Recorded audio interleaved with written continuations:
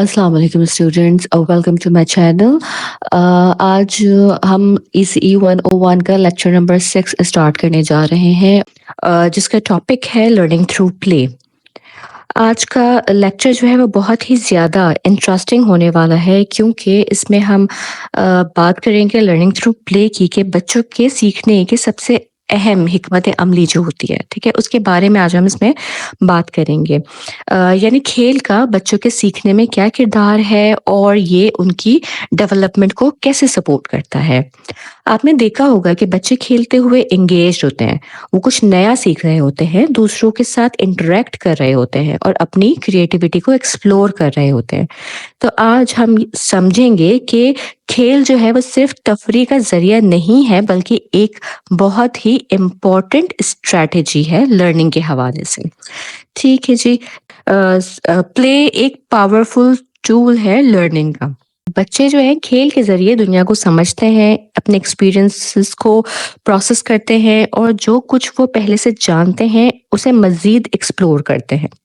एक ऐसा एनवायरनमेंट जो प्ले, एक्सप्लोरेशन और हैंड्स ऑन लर्निंग को प्रमोट करे, वही इफ़ेक्टिव प्री प्राइमरी एजुकेशन के लिए बेस्ट होता है। अगर एक बच्चा सिर्फ किताबें पढ़े लेकिन उसे प्रैक्टिकल एक्सपीरियंस ना मिले, तो वो डीप लर्निंग हासिल नहीं कर पाएगा। ठीक है, उसकी गहराई से उस चीज़ को नहीं समझ पाएगा। लेकिन जब बच्चे कंस्ट्रक्टिव एक्टिविटीज़ में इन्वॉल्व होते हैं, जैसे कि ब्लॉक से कोई स्ट्रक्चर बनाना या कोई रोल प्ले में हिस्सा लेना, तो वो ज़्यादा बेहतर तरीके से सीखते हैं। ठीक है।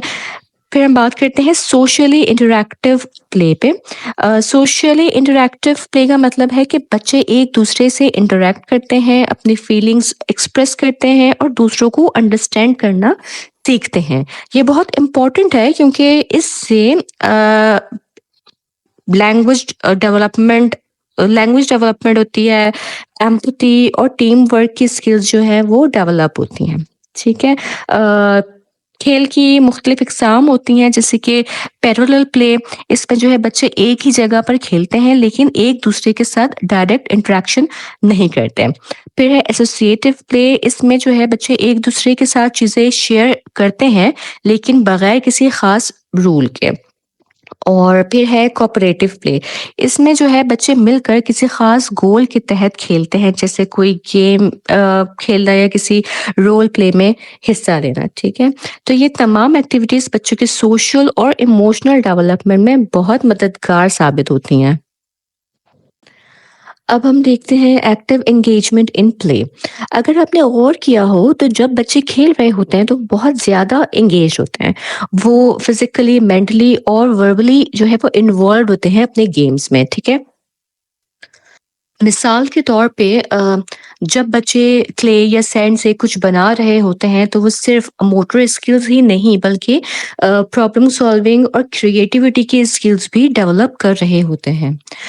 तो एक्टिव एंगेजमेंट का मतलब ये है कि बच्चे फिजिकली और मेंटली इन्वॉल्वड हों, और वो जस्ट फॉर फन नहीं, बल्कि सीखने के पर्पस से खेल रहे हों।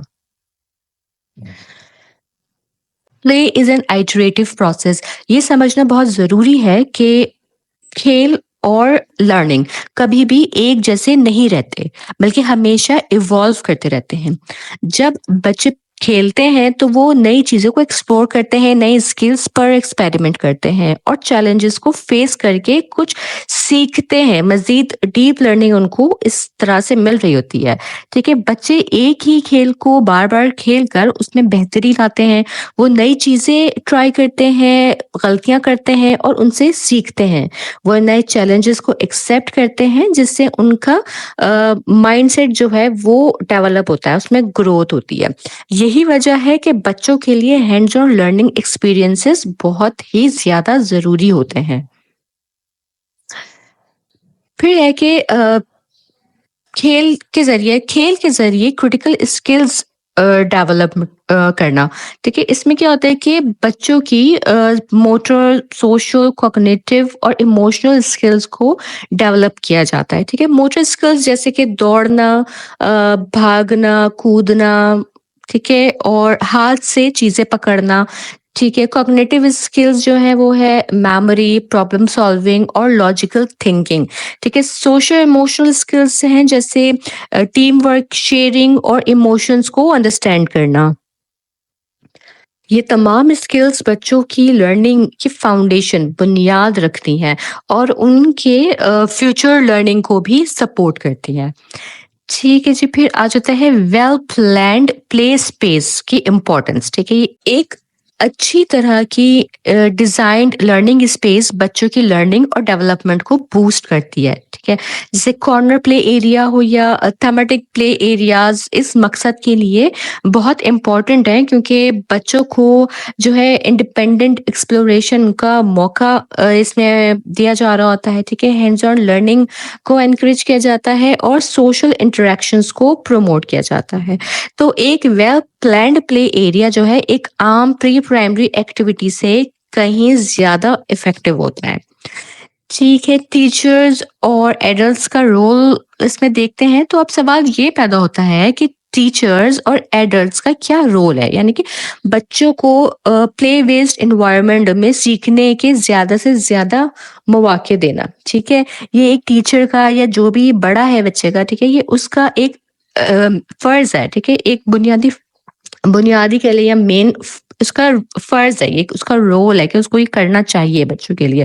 बच्चों के आइडियाज को एक्सप्लोर करने के लिए क्रिएटिव मटेरियल्स फ्राहम करें, क्यूरोसिटी को सपोर्ट करे, जैसे प्रिटेंड प्ले में बच्चों की रहनुमाई करना। ठीक है, ये सारे काम जो है किसी टीचर या एडल्ट के हैं। ठीक है, टीचर और पेरेंट्स को चाहिए कि वो बच्चों के प्ले एक्सपीरियंस को ज्यादा पर्पसफुल बनाएं ताकि उनकी लर्निंग मैक्सिमाइज हो सके।